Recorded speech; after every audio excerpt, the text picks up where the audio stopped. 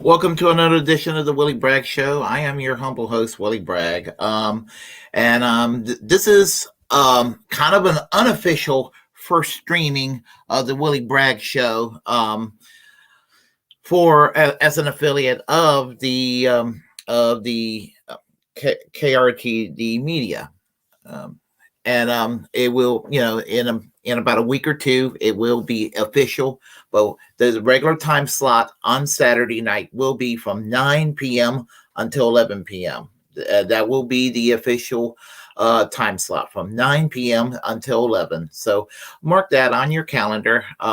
And throughout the week, I will be doing like I've been normally doing whenever I get the energy to go and stream. Now, this past week, I have been basically kind of exhausted, tired, a lot of stuff to do, getting ready for the holidays, work related, getting my place ready for Christmas. I am like, the tree is like almost ready. I normally am just like Johnny on the spot, but I've just been kind of everything's just been kind of hectic lately. So it not an excuse, but an explanation, I guess you could say. So there is that. So but anyway, and there's a lot to talk about. So it will be, as I said, a program will be from 9 to 11.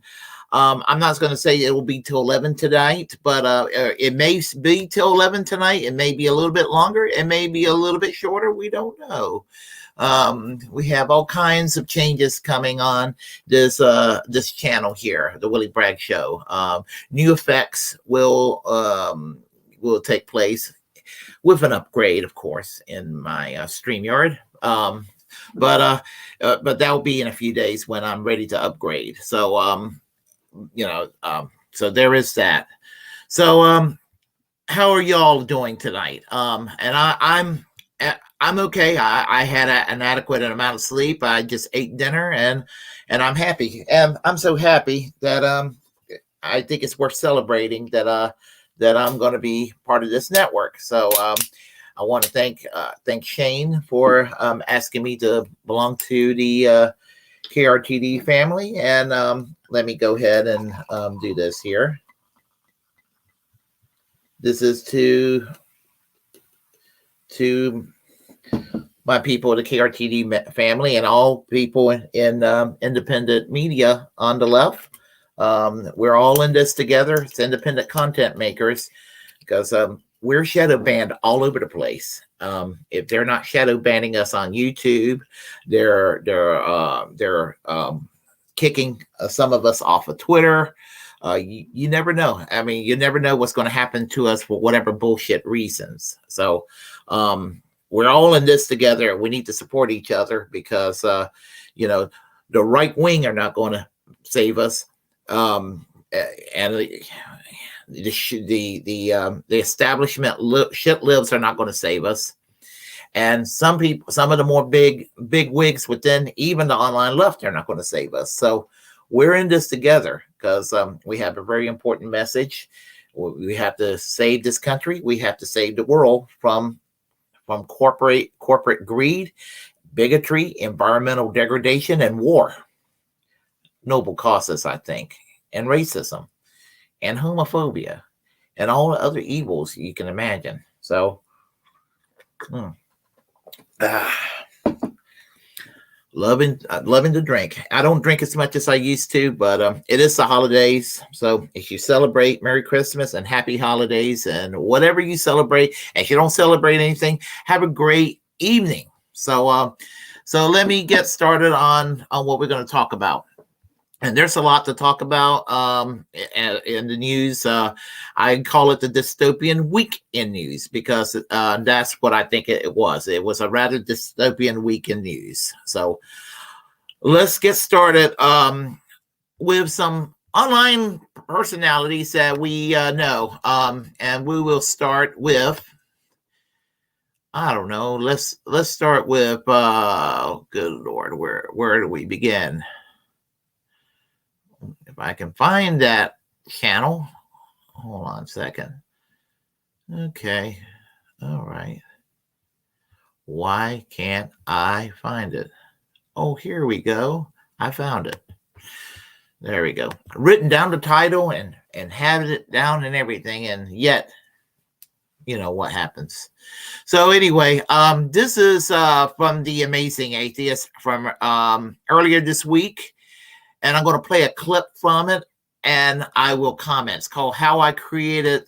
It's called "How I Created the Anti-SJW genre and Almost Destroyed the World." And what he has to say about it. Well, I will comment on it. So I actually did a video on it, but I was not really alert. So I went and deleted that video, but I'm more alert these days. Yeah, well, I'm alert this moment right now. So I'll let y'all know what I think, and I'll give y'all a little clip of what he has to say and take it from there. Okay. All right. Let's get started. Where do we go? Right here. All right. So I saw this thing on Vosh's subreddit. It is TJ Kirk, and then in parentheses, the Amazing Atheist, partially responsible for the anti-SJW culture. I voted yes.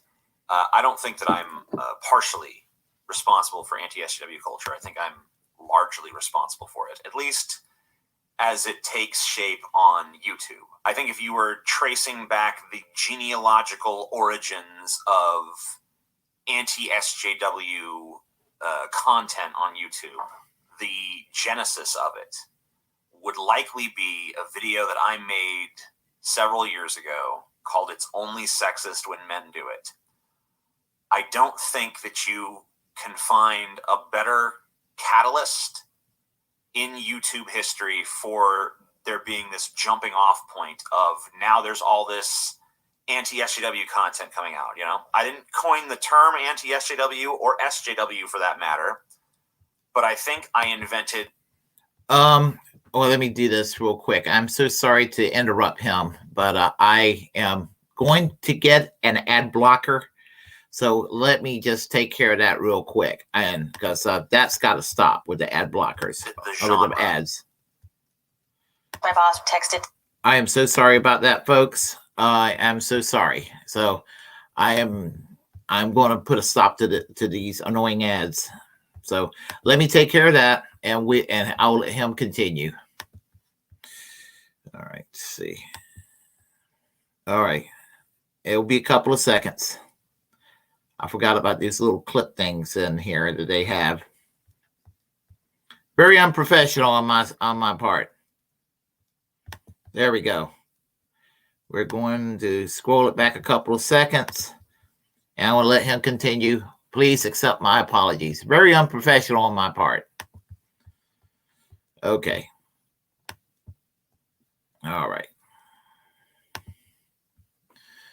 All righty. Let's see. Let me put it on play. Anti-SJW content coming out, you know? I didn't coin the term anti-SJW or SJW for that matter, but I think I invented the genre.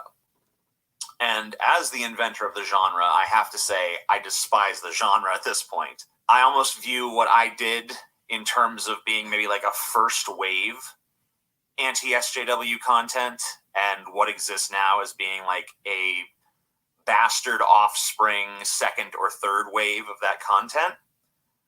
I think that the criticisms that I was levying at the time were way more cogent, but also I never viewed SJW stuff online stuff that maybe would, by today's standards, be called woke scold content by Vosh's audience and some other audiences out there in the YouTube space. I never viewed that content as being particularly important. I never tried to lay out the case that it was leading to the collapse of Western civilization, or that we're in a culture war for our lives. I never spun that sort of narrative. For me, SJW content on YouTube or out there in the mainstream or wherever you might find it was nothing more than something ludicrous to be mocked. And I enjoyed mocking it. And even to this day, I will hear stuff that, makes me roll my eyes, and that I would, back in the day, I would have jumped on. So just the other day, I was told about a story that there were some people upset at Tim Burton's new Wednesday show on Netflix because there were black bullies in the show. And that just struck me as totally absurd, because it's like, yeah, there's black bullies in real life. Just because racism exists, just because there have been problems in this country with systemic racism, and, obviously you can go into the whole history of the U.S., slavery and, redlining and police discrimination and so on and so forth. But that doesn't mean there's never been a black bully. And that doesn't mean that we have to go over every socio-political ramification of depicting a black bully in a TV show. I think that, donning the level of sensitivity where you can't even see something like that in media without, grasping your pearls and taking such profound offense as if this is the problem that's going on, or as this is even part of a problem, I think is stupid and silly. And, back in my anti-SJW days, I would have jumped on that as content. But the problem is that I never really understood that there were nefarious characters, nefarious actors within the sort of genre that I created that were trying to subvert it for extremist political positioning. And it really wasn't until we were kind of balls deep into the Trump administration that I kind of saw the big picture for what it really was, and saw that, a lot of the people who were my contemporaries in that space of making anti-SJW content were really just reactionaries that were trying to roll back the clock of social progress and, return us to some, idyllic 1950s state that, not even the true 1950s, but just the Leave It to Beaver 1950s that only existed in television and advertising. This idealized version of the past, this idealized version of tradition and the nuclear family, and so on and so forth. And, I didn't really realize that I was a useful idiot for that. I was just trying to create entertaining content about, a group of people that I felt were ridiculous. And I still feel ridiculous. But now I realize that, making that sort of content is if I were to make that video that I just talked about, if I were to make a whole video about how ridiculous it is that there are people upset at Wednesday for depicting black people as bullies, not depicting all black people as bullies, but just depicting particular black people as being bullies. If I were to make a video about that, it would inflame all sorts of weird racial tensions that exist out there in the world. And certain people who are racist are going to use that content as a way to further their racist agenda. Let me interrupt for a second here. And if you want me to, I can put down the links on this particular video if you want to watch it, because all the videos I'm going to be sharing with y'all tonight, I will put down as a link if you want to watch it all the way through, or what, and all that. This video lasts about 18 minutes, a little over 18 minutes. And basically what he says is he felt like he's responsible for the anti-SJW content from that time period, where there was a lot of absurdity from a lot of well-meaning people on the left at that time. And someone like myself, when I was listening to The Amazing Atheist back then, it didn't make me want to sit there and embrace the right. And I think that's what he thought he was doing. He thought he unintentionally ended up drawing people to the right. There were some people who were conservative that started to like what he has to say, and maybe because and sometimes he did, bash the Democrats a little harder, or bash the liberals, or what have you. Some of the absurd side, he's just being honest. You don't really get that from the right. You don't see a lot of right-wing people bashing a lot. Very few of them bashes their own when they fuck up. So, and for someone like myself, I understood that T.J. Kirk was criticizing the SJW movement, which is an old phrase, or the woke skulls, or these authoritarian, well-meaning do-gooders from the left. He wasn't doing it from the right. When you criticize the Democrats and you do it from the left, it's good. When you criticize people who pearl clutches and who wants to cancel culture, even if it's for good reasons, and they're doing it in good faith, but it's kind of stupid at the end of the day, and you're doing it from the left, it's good. If you're doing it as a good faith actor from the left to promote the left, you're doing it with a positive, for positive end. Shoe on Head gets the same shit as the Amazing Atheist in 2016 in that regard, and there were some other content makers that's done the same thing. Jimmy Dore gets it to this day, and they all get called. Some of these folks get called right wingers, and sometimes when you criticize the center left and you're further left, you get people who are to your right calling you right wing. Gosh, I would know that feeling. So as far as I'm concerned, I think that T.J. Kirk was speaking as a good faith actor, and he was not speaking as somebody that's basically trying to grift people or sheep herd people into the Republican Party or anything like that. Now, some people said he was soft on Trump because he didn't sit there and bash Trump 24 hours a day, 7 days a week, and eat, sleep, and drink, just sitting there trying to piss off Donald Trump and piss off Donald Trump supporters or what have you. And honestly, what they call, and there's two types of Trump derangement syndrome. There's the Trump derangement syndrome of people who were obsessed with Trump, which Trump is a clown. You have to look at him as a clown and laugh. Be scared of Ron DeSantis. Ron DeSantis is where the real fascism is, because he's competent and he's smart and he can maneuver around. Donald Trump is he's a bumbling fool. He doesn't have any common sense, and he doesn't even really believe in half the shit he says. So so I never was all that scared. I didn't pop my champagne corks when he won, obviously. I was a Bernie Sanders supporter. I voted for Jill Stein on election day.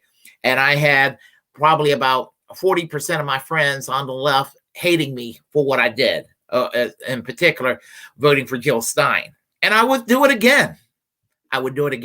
Because North Carolina is a red state. There's nothing I could have done to flip North Carolina blue. And plus, I can't stand Hillary Clinton. There's nothing you could do or say to make me like Hillary Clinton either. Remember, Hillary Clinton and her husband, Bill Clinton, Reaganized the Democratic Party. How in the hell is, to make a victim out of her, and that drove me crazy in 2016. The SJWs and the shit libs and the corporate Democrats made a victim out of Hillary Clinton, who's worth $250 million. Nobody who's worth $250 million plus is a victim. And Donald Trump, for those who worship the ground that Donald Trump walks on and say, there they go picking on Donald Trump again. Donald Trump is a billionaire. How the fuck am I going to feel sorry for a billionaire? You think I'm going to feel sorry that some billionaire's feelings gets hurt? They can't relate to any of us, whether we're poor or middle class, or in Nina Turner's words, the barely middle class, or even the regular middle class. None of us can relate to what it's like to be a billionaire. Maybe even a few upper middle class people couldn't relate to what it's like to be a billionaire. I mean, that obscene amount of wealth. You think I'm going to give a damn whether Donald Trump's feelings, or the Koch brothers, well, the one that's still living anyway, or George Soros, or anybody else around that's worth billions? You think I'm going to give a flying fuck that their feelings are hurt? We can't hurt their feelings enough. I mean, and I don't like to use the phrase punch up. I agree with the sentiment. It just sounds so cliche, but I'm going to use it anyway, as cheesy as it sounds. We're going to use it this time. There's nothing wrong with punching up. You can't hurt their feelings enough. And that applies to a great many millionaires too, by the way. And it's just funny when you defend a billionaire, or excuse me, when you denounce a billionaire and you say that billionaires are the problems. It's amazing how many people out there on the right, they'll be like, well, you got a problem with people being successful, and it just kind of like, I just get a migraine at the logic that they come up with. Apparently people with more money are entitled to more rights than the rest of us. So, oh, well. So, we're going to continue with the Amazing Atheist for a little while longer, because it also concerns the railroad strikes, the railroad workers rather. And it's called Biden the Union Buster. And I'll play you a portion of from that, and I will comment.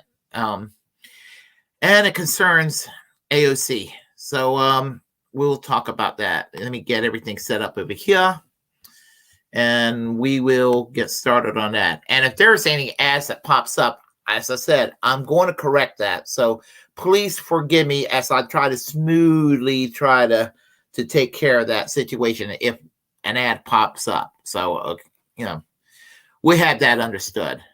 All right. So anyway, it's going to get taken care of in the next week. I promise you, folks. All right. Let's get started here. And this is from a couple of days ago. It's weird. Sometimes when I sign on here, it's like a money ghost town. I like big butts, and I like big lies, and I cannot butt. Damn. It's like the title of a horror movie.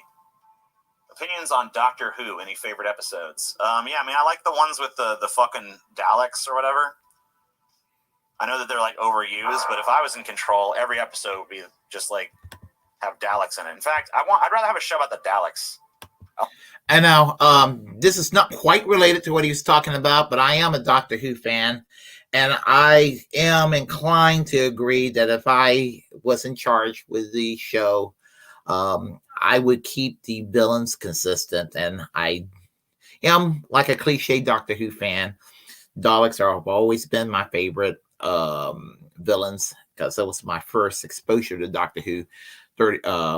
40 years ago. I can't believe 40 just a little bit over 40 years ago I started watching Doctor Who. God, I'm old. Anyway, I like the way they talk. They're kind of fun. I've not talked about the Kanye West stuff yet. You already lost 10. God damn it. You bastards. Son of a bitch, bro. All right. Yeah, it's probably time to talk about some stories, right?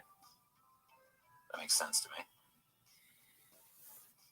So we're going to start with, I was just scrolling through YouTube, and I saw this story, and I thought to myself, like, this can't really be what it's like claims to be, right? Like, I thought, like, this is just it's too low and shitty, even for like the news media, to do this this fucking story like this, like to frame the story through this perspective. But no, it's exactly what it looks like. This is ABC News. What a rail strike would mean for your finances. So basically, like, totally siding with the railroads, not the workers. Totally siding with big business, not with the people. I don't know why that's shocking. I guess that I'm kind of surprised because I thought that the media would at least like try to have a pretense of, being standing with the everyman and not just be like totally in the pocket of corporate America. I know that they are in the pocket of corporate America, of course. I'm not blind, but I thought that they would at least try to fake like they were looking at both sides. But no, they didn't try at all. So yeah, check this out. Let's take a look. A rail worker strike would snarl the nation's supply chain, experts say. President Joe Biden said a shutdown would devastate the U.S. economy. There's a lot to do, including resolving the train strike, what we're doing now. And, hey guys, could you like mic these fucking politicians up a little better? I don't really understand. I mean, like, I get it. Audio is hard. It really is. It's not easy. But like, how come every time I see a video like this, it sounds like railroad strike. Come on now. Like, this is like, these are like the people that rule our fucking country, apparently. And by the way, just look at these motherfuckers and like, this is why I never fucking give a shit about all these people like, oh, we're run by like a secret cabal of evil motherfuckers. If we were run by a secret cabal of evil, don't you think they would give us like a more convincingly not evil looking, like public facing rulers? You know what I mean? What? Yep. Because so I see Biden and I see Pelosi and I see presumably Kamala Harris beside Chuck Schumer and the most evil one in the room, Mitch McConnell. And I'm gonna tell y'all something. I think that Mitch McConnell's probably the most powerful person in that conference room, because he's the one, whether he's minority leader, minority whip, or majority leader, he gets his way. Doesn't matter who's the president. Doesn't matter who's the president. Doesn't matter which political party is the majority in Congress. It doesn't matter. I mean, he knows how to get his way. And and the thing about it, you've heard me criticize Bernie Sanders quite a bit lately. And it's not that I think that Bernie Sanders is an evil person or a horrible person, but I have been very frustrated with Bernie Sanders.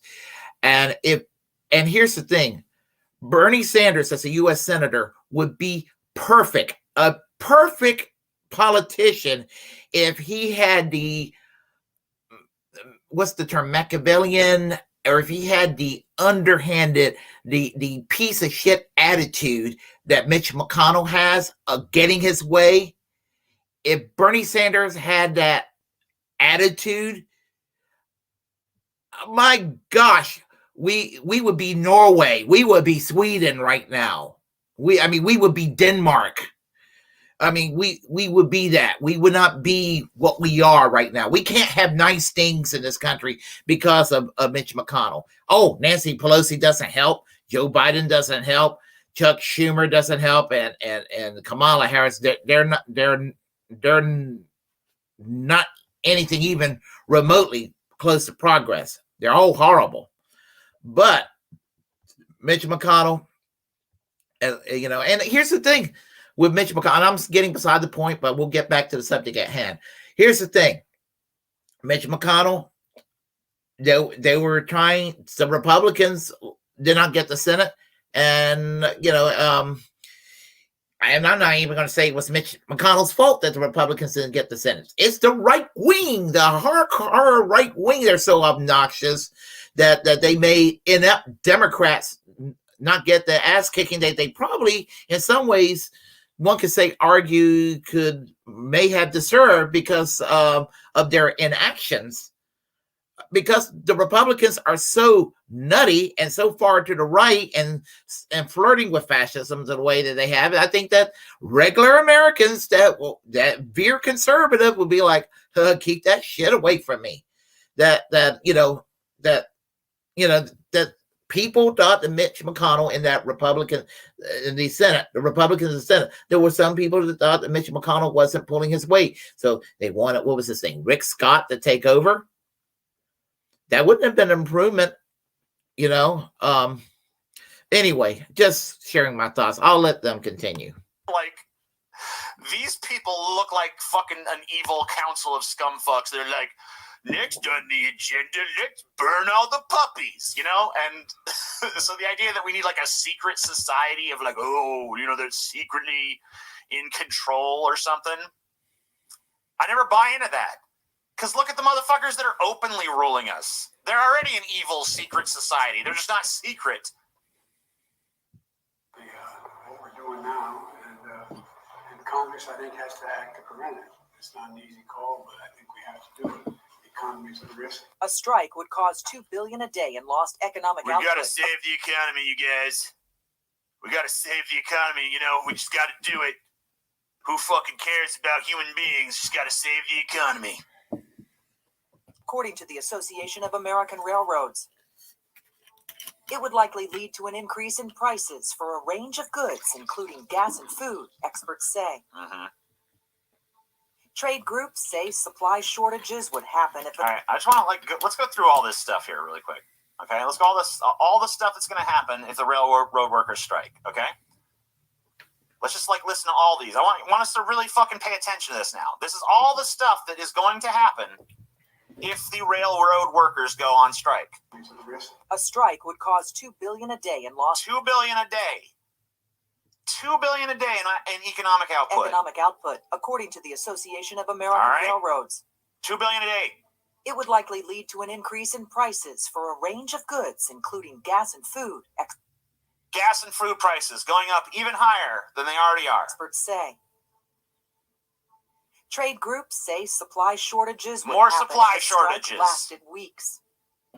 A strike could also affect the energy, agriculture, auto, and manufacturing industries. Okay. Rippling effects throughout all these industries. Energy, agriculture, auto manufacturing, all affected by a railroad worker strike. All right. So, you know what I take from that? What I take from that story, you guys, I take from all that devastating stuff that's going to happen, I don't hear that and say like, oh man, we better stop this fucking strike at all costs. What I hear when I hear that is like, wow, sounds like these railroad workers are pretty fucking essential to the economy, huh? Sounds like their jobs are pretty fucking important. Maybe we should give them what they want. Especially since what they want is pretty fucking goddamn reasonable. And let's just take a listen to that. And that's NPR, so everyone's going to whisper. But still, I want you guys to hear. This is a fucking interview with one of these rail workers here. Oh, let me interrupt for a second. I'm embarrassed to say that I was one of those cliche in the past. Yes, I was a shitlib at one time. That I used to sit there and listen to NPR as a statement. I would make it as a statement. Hi, I listen to NPR. Ta ta ta ta. Just to trigger right wingers. I was so silly back in the day. But anyway, with the head of the union that's representing the potential strikers. A real shutdown would devastate our economy. Without freight rail, many U.S. industries would shut down. In a statement, the president added, "My economic advisors report that as many as 765,000 Americans, many union workers themselves, could be put out of work in the first 2 weeks." And people think I'm nuts when I say the press in this country is a joke. Do they really? Is there actually people that still defend the press in America? Because it's horrible. It's absolutely devastatingly horrible. And by the way, how horrible it is has led to the rise of some pretty nasty actors on the world stage. Because, you know, the fact that we can't trust our press means that you have all these, you know, alternative press coming out, you know, and they can say whatever the fuck they want because they're not held to any sort of journalistic standards whatsoever. And, you know, if you can't trust the real press, then you just choose whatever alternative press you like. And then reality becomes a choose your own adventure book. And it's like, if you believe this, turn to page 7. If you believe this, turn to page 42. And the story continues based on your whims. And, you know, reality just gets left behind. And we end up living in this post-truth world where fucking a dumb fucking orange buffoon like Donald Trump can be president. Not only that, you get people from the press to get, you know, and entertainment figures to get sued. You know, people like Bill Maher, who I'm not a fan of, by Donald Trump for being called an orange orangutan, because apparently people going to listen to Bill Maher and believe that Donald Trump is an orange orangutan, and that was just enough for Donald Trump to try to sue Bill Maher for. Now, I say fuck Bill Maher most of the time, not literally because he's not my type, but I saying that in the context of, in a rude way, fuck Bill Maher. But come on now, to go ahead and to say and to go ahead and say you know, he needs to be sued because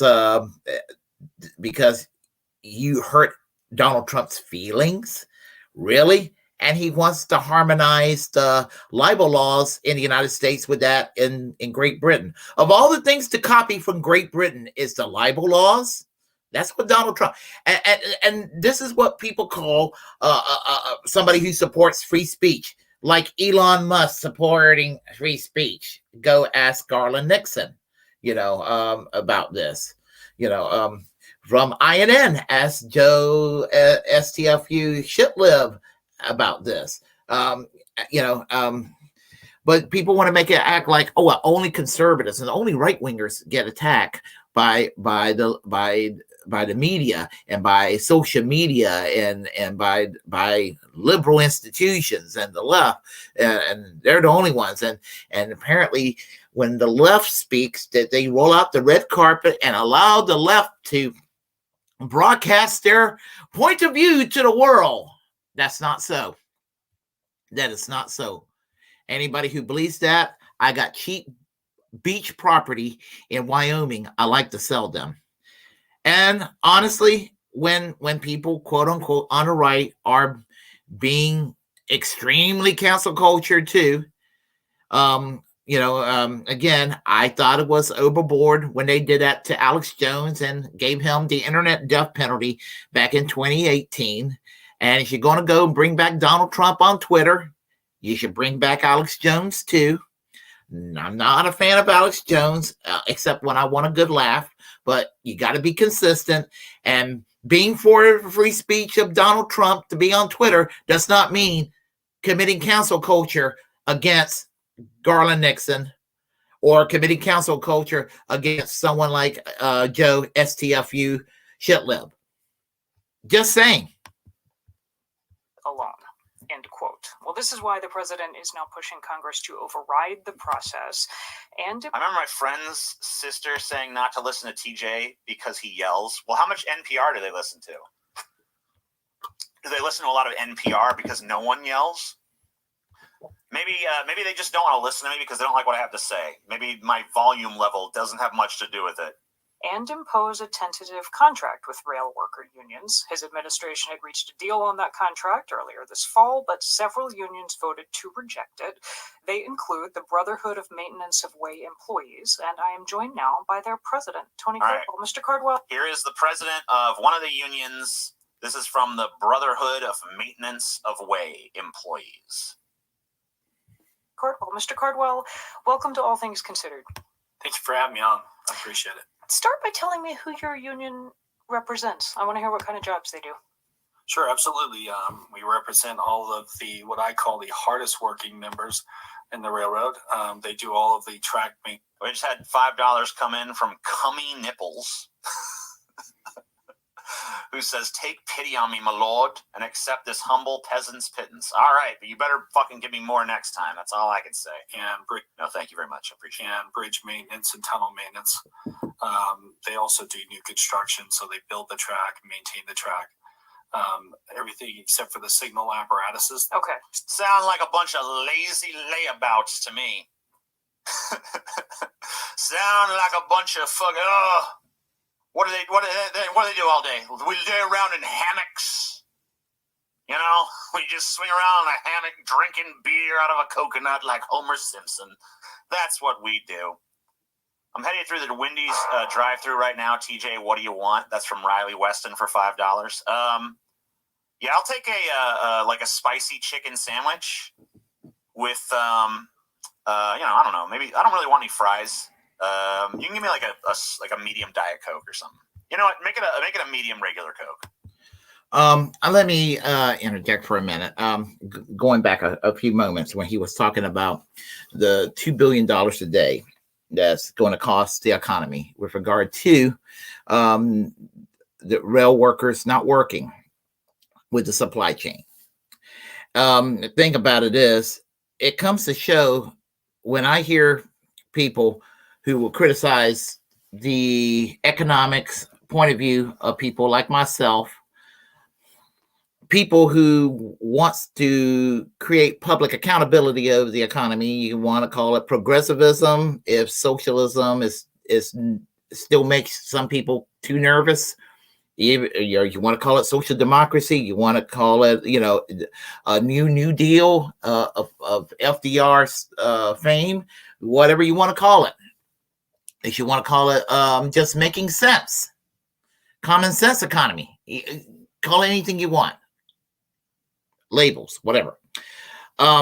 They'll tell people like myself, the people who gets drunk off of reading Ayn Rand with the libertarian economics or what have you, or somebody who read Thomas Sowell or somebody who read up on whatever Milton Friedman or whatever, and they'll give me the whole lecture. Well, you just don't understand economics.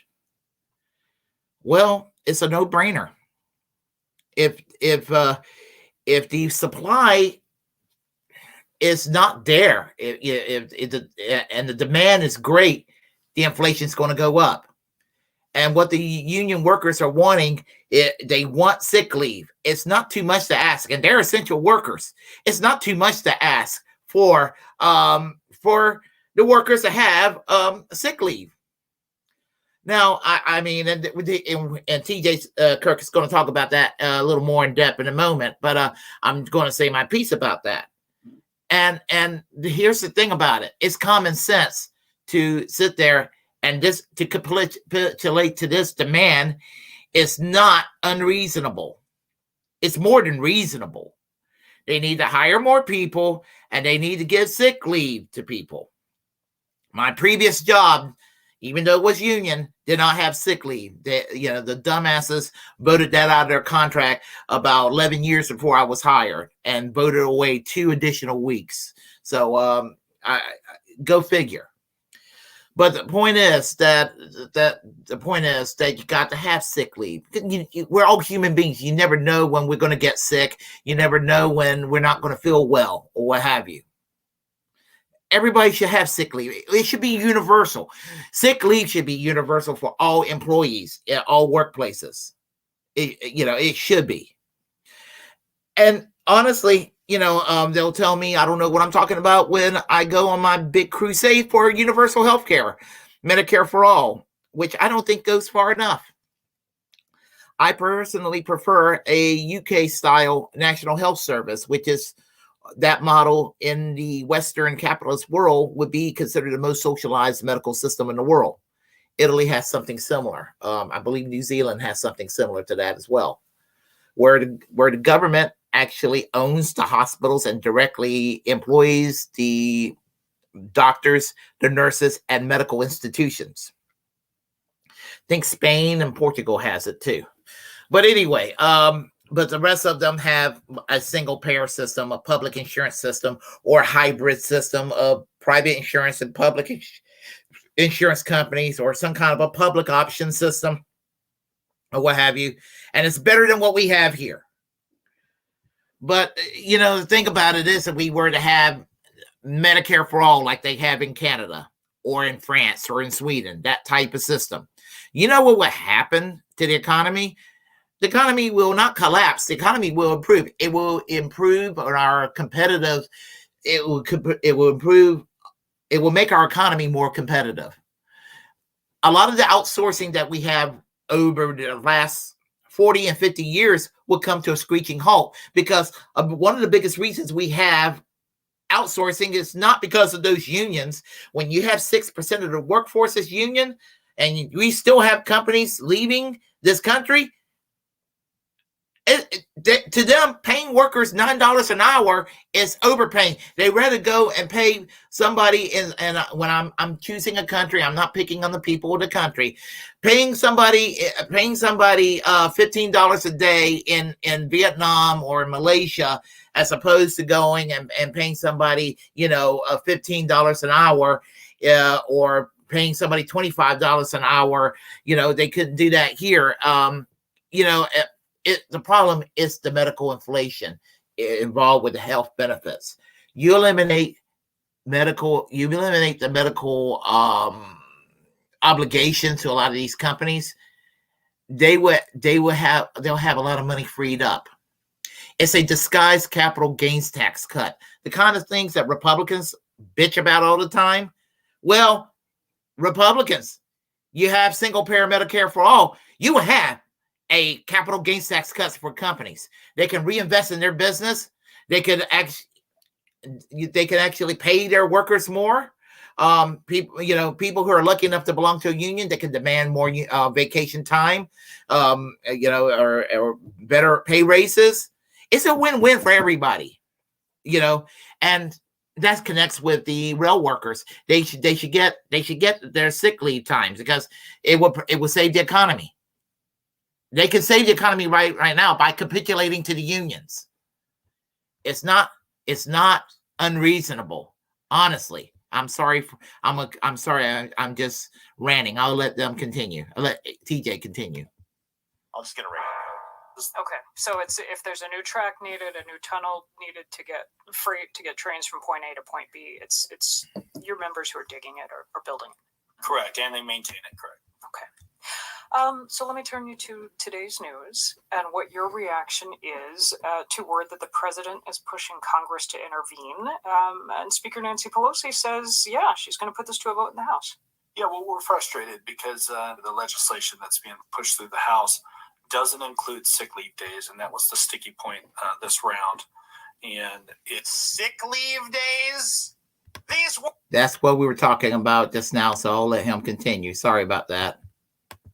Simpson. That's what we do. I'm heading through the Wendy's drive-through right now. TJ, what do you want? That's Sorry about that. Weston for. You can give me like a medium. Sick leave days? No, sir. You're not allowed to get sick. You're not allowed to just declare out of the wild blue yonder, I'm sick. I don't want to work today.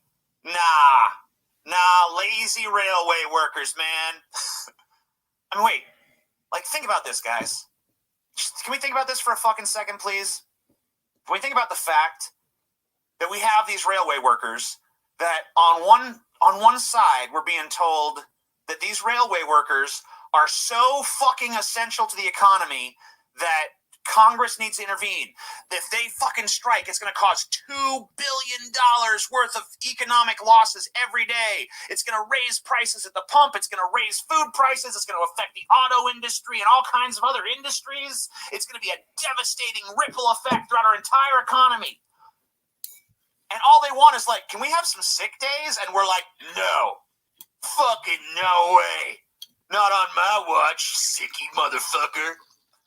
Like all they want is sick days. Give them the fucking sick days. God damn it. What? All right. Oops. Wrong thing. Sorry.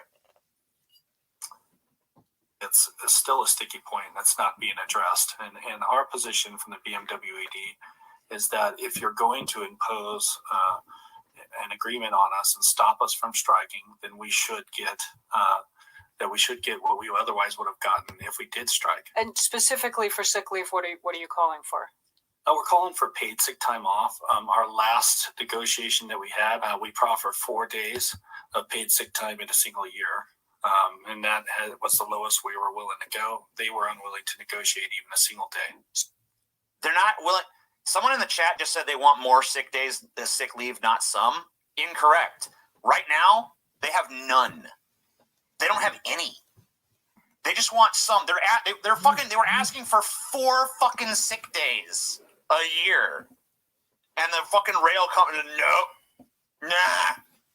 I don't think so. So I don't know who this fucking liar in the chat is, this Sean, but Well, I'm gonna tell you, before my company closed 4 years ago, 4.5 years ago, I won't tell you where I worked at because the company I work at, which I'm not going to tell you where I work at because I don't want to get in trouble, because work for the subsidiary, which is not union, unfortunately, they did not provide sick leave. And in the very last union contract negotiation, we were trying to get 3 days sick leave.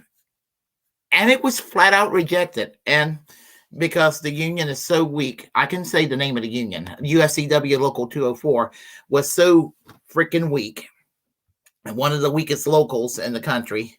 That you know, just kind of like it was just kind of like, well, they just accepted defeat quickly. The USCW Local 204 is kind of like the squad. It's like AOC and company. They're kind of like the fraud squad. And I will go and give y'all my opinion on Alexandria Ocasio-Cortez in a few minutes. But anyway, I'll let him continue. Bunosera or whatever the fuck. But you're a lying piece of shit and you need to get the fuck out. Crafty Arts gave $5, says, I simply say we deserve the supposed chaos a railway strike would cause, and we should take out our hunger pains on our leaders. And you know, that's you said it, not me. Your workers get not a single day of sick leave right now. Not a single day of sick leave. Let me let you react to Not a single goddamn day of sick leave for workers that are so essential that the entire economy will collapse if they don't fucking do their jobs. Wow. Like, come on. And you know the fucking crazy thing is, actually, before we get in, look, we'll get into that in a second. Actually, I'm gonna do this first. So, the Senate has actually gone ahead and passed this fucking deal to stop this. Senate votes 80-15 to pass bill blocking nationwide railroad strike. And this deal that they've struck does not give them sick leave. Still do not get any sick leave. 80-15, they voted like, nope, no sick leave for these motherfuckers. Not allowed to strike, though. So I think these railway workers should be like, okay, fuck you, Congress. We're going to illegally strike then. Mm-hmm. You say we can't? Well, we're doing it anyway. Go fuck yourself. Give us our fucking sick leave.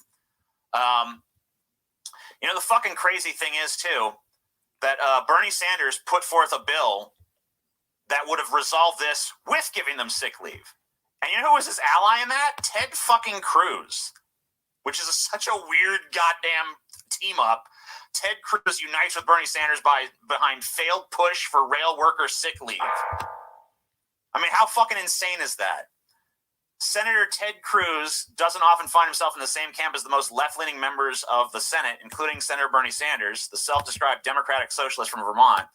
But Cruz was among half dozen Senate Republicans who backed Sanders' push Thursday to award 7 days of sick leave to rail workers as part of a federally mandated labor agreement intended to avoid economy-crippling strike.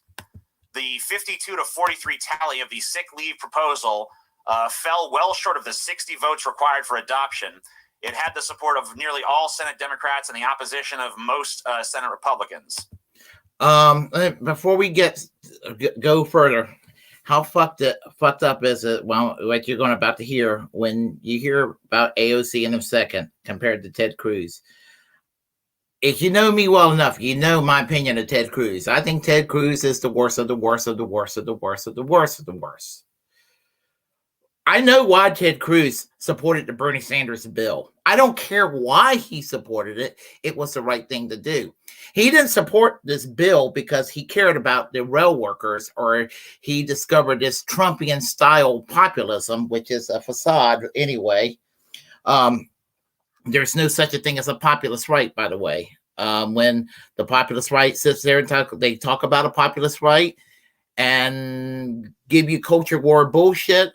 But then usually the economics includes more tax cuts for the wealthy, more union busting as a general rule,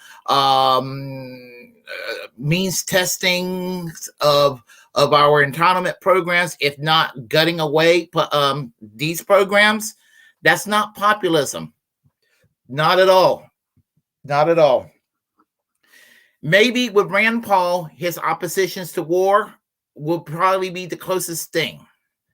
But we're talking about foreign policy and things of that nature, and maybe for Donald Trump himself, he might have meant it in 2016.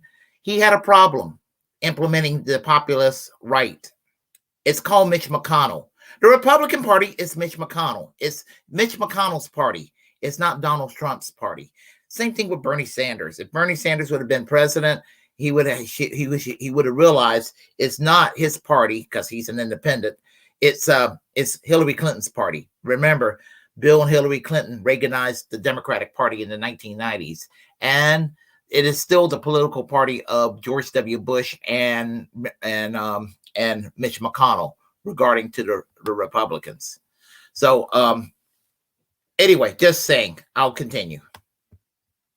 But the support from Cruz and a few other conservative Republicans demonstrates how the party's newfound populism has at least blurred some traditional political lines. Nope. So basically, Bernie Sanders put forth a bill that was like, hey, let's resolve this by giving these people sick leave. And that bill was rejected. But you know what bill got passed? Fucking 80-15. I will continue that in just a second. Now, as I said, I've been hard on Bernie lately, and I am not particularly keen on wanting him to run for president in the year 2024. And it's not because I'm like, fuck Bernie Sanders. It's just I've seen what happened to him in 2016. I've seen what happened to him in 2020. I've seen him bend the knee. I've seen what the media's done to him. I've seen, what they laugh at him at best, and they shit on him at worst. I expect no better from the right when it comes to Bernie Sanders, but when it comes to Bernie Sanders, the shit lives in the corporate Democrats. They fuck them over time and time again. I'm not going to go into details about the primaries because I don't want to be accused of conspiracy theories about elections. So, but you've heard me talk about it before, and we'll leave it at that in that particular regard. However, the thing about it is that I don't want him to run, partly because I don't want to put myself in a position where I'm in a position where I don't want to really support Bernie Sanders, where he'll be declaring his candidacy and I will be forced to do so. And you can quote me on that if y'all like, if I end up supporting Bernie in 2024, and I really don't want to be in that position to do it. Because in his defense, when it comes to the policies, he's awesome on policy still. My problem with Bernie is his bending the knee. Now, I think that Bernie Sanders is a decent person, but Bernie Sanders bend the knee too much. He's too decent, and that's the problem. That's why I wish he had the asshole mentality of Mitch McConnell while still retaining his Bernie Sanders ideology. To be a total asshole to the corporate Democrats and to the Republicans. I mean, they're two enemies. There's no reason to make nice with these corporate Democrats in the Senate, especially people like Joe Manchin and Kirsten Sinema, and a few others. There are a few others. And there's no reason to ever make nice with the snake. So anybody who's conservative in this audience, will y'all please stop calling Elizabeth Warren Pocahontas? She's not Pocahontas. She's a snake. She's a reptile. She's not Pocahontas. That's insulting to the Native American population. It might even, to do that, and also, it's inaccurate. She's not Native American.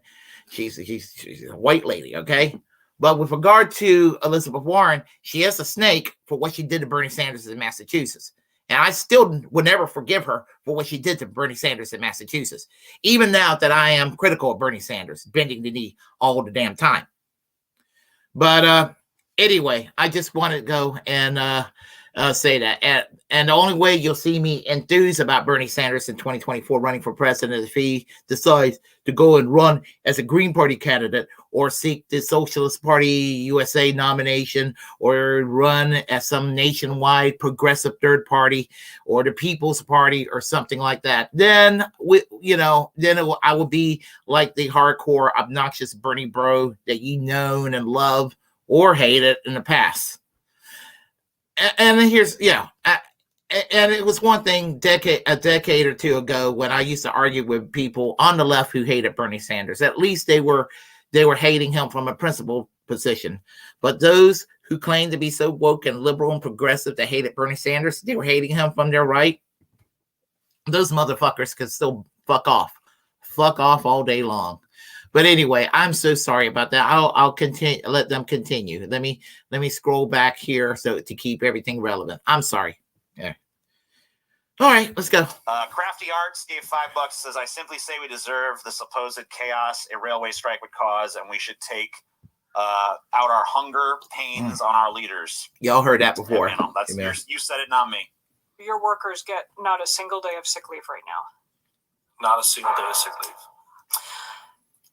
Let me let you react to not a single goddamn day of sick leave for workers that are so essential that the entire economy will collapse if they don't fucking do their jobs. Wow. Like, come on. And the fucking crazy thing is, actually, before we get in, look, we'll get into that in a second. Actually, I'm gonna do this first.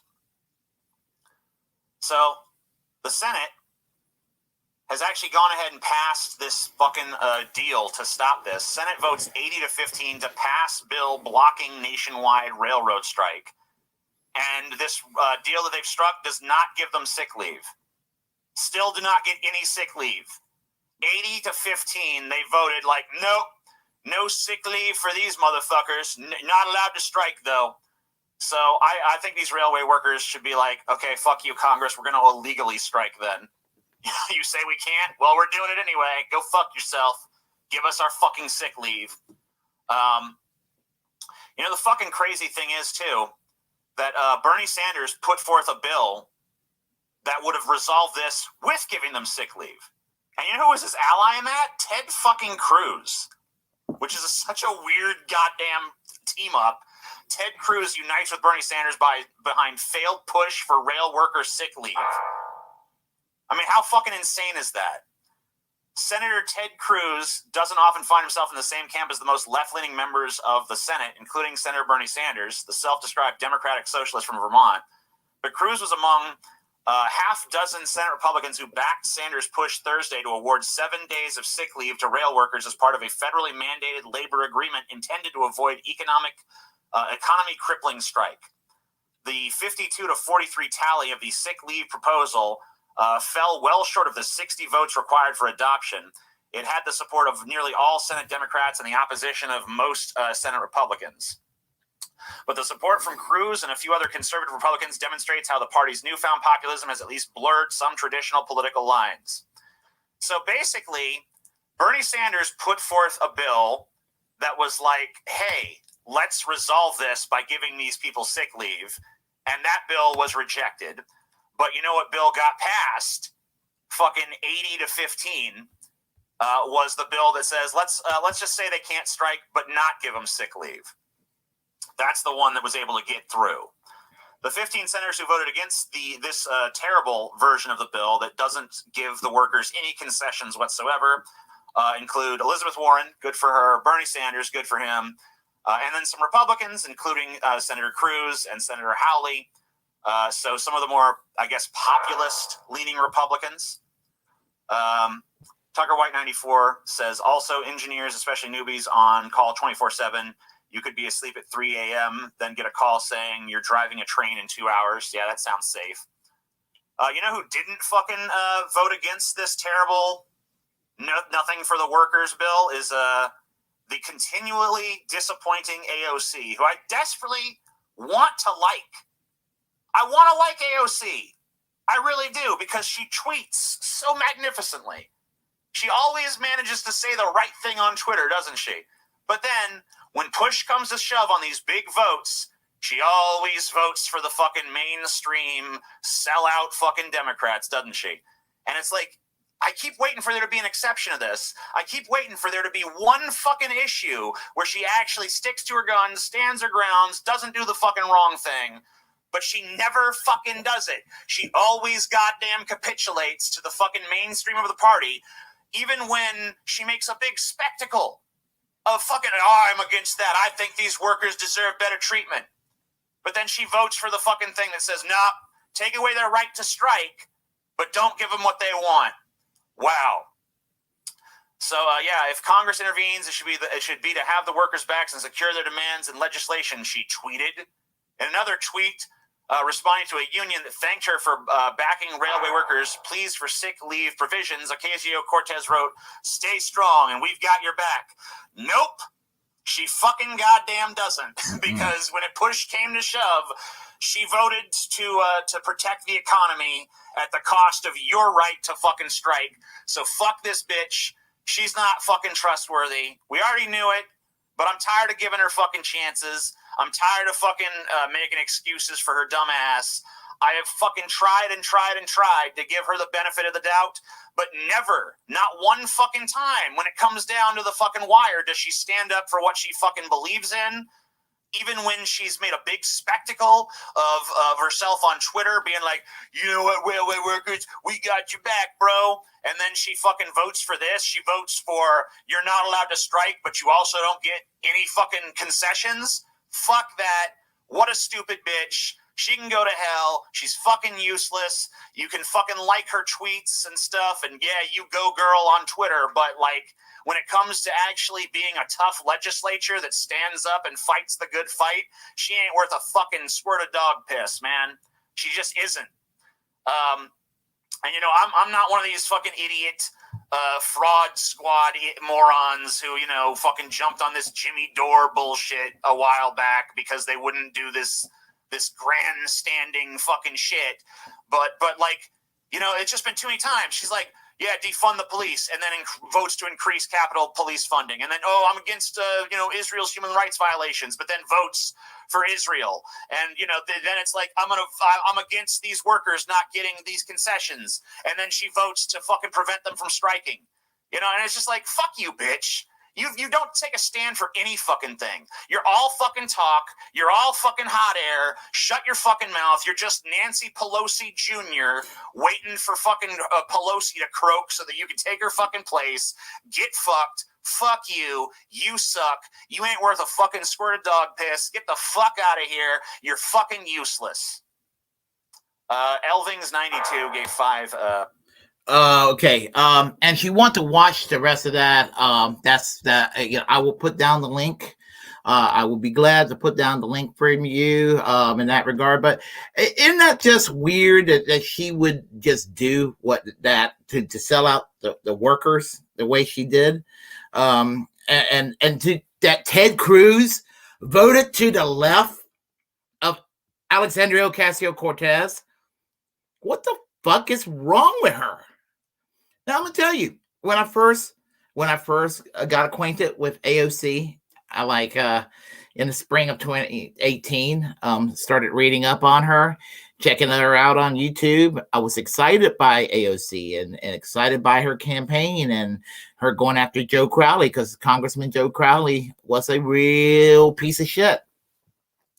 A high-ranking corporate, corrupt Democrat who needed to be taken down. And she was David taking down the corporate Democrat Goliath. I mean, it was like $300,000 against his $30 million war chest. So, I mean, and it was awesome to see her take him down. And she did one hell of a grandstand when she came into Congress and was sworn in. I mean, she did the sit-in Nancy Pelosi's office. I mean, and she did a lot of speeches, and she sounded like she was going to just turn shit around.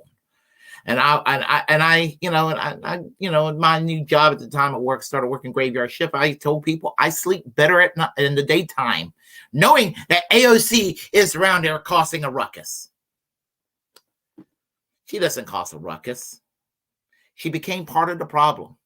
I tried to be patient with her, you know. I mean, she did a couple of good things in the beginning with Ro Khanna and with Tulsi Gabbard with the pay-go. You know, that was good. She did well by supporting Bernie Sanders where, you know, where it counted, as a campaign surrogate and all of that. And she campaigned hard, and give her props for that. And she gets treated badly by a lot. She got a lot of people that loves her. Some of the people that hate her on the right. Some of the people and some of the corporate Democrats that hate her because they really think she's a pariah, and they're stupid because she's really one of them. In spite of her rhetoric, he basically just acclimated herself as a corporate Democrat. It may not be where she wanted to be. Maybe she really does have this sentiment, but you know, she's probably a nice person that doesn't have a backbone, is what I suspect.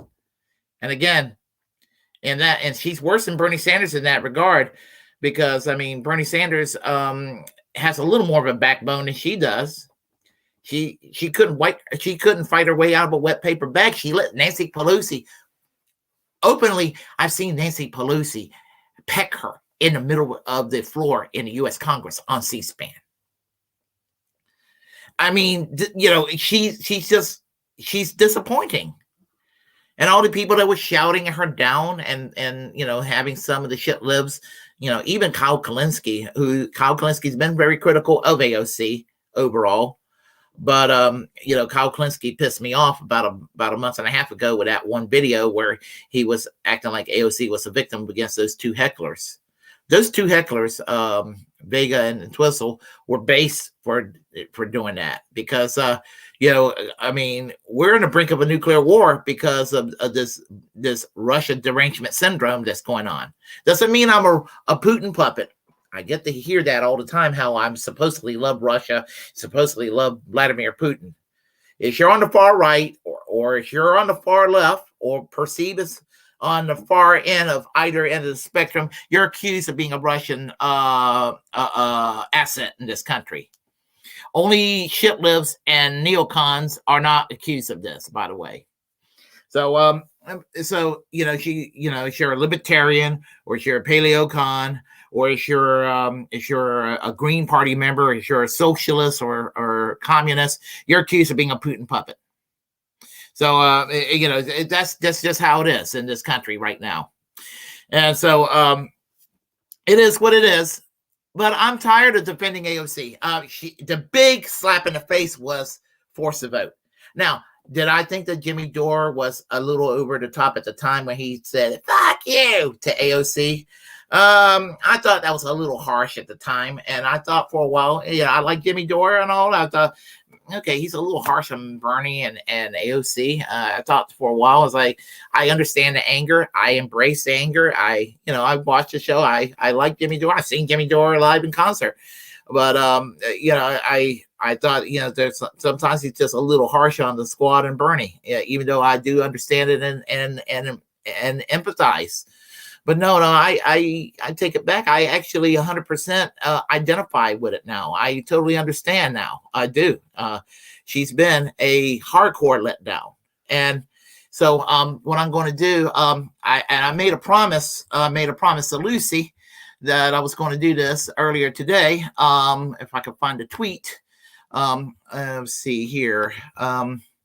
I wanted to dedicate this particular part of the program to Lucy, because let's see, where can I find it? I usually, when I look back at the screen at a tweet, the print's usually larger, but I'll read it for you. This is from November 21st, 2022. And if you don't know who Lucy is, she was the host of Blue Moon Red Wine, an affiliate of the Indie News Network. And she wrote, well, before I tell you what she wrote here on her tweet, she decided to become a last-minute write-in candidate in the 14th Congressional District in New York City for the U.S. Congress for Alexandria Ocasio-Cortez's seat. And she was the last-minute write-in candidate. And I hope that she joins the Green Party and would try to be the Green Party nominee in 2024. And I will make sure I donate to her campaign if that's the case, because I no longer support AOC. I want to make that clear.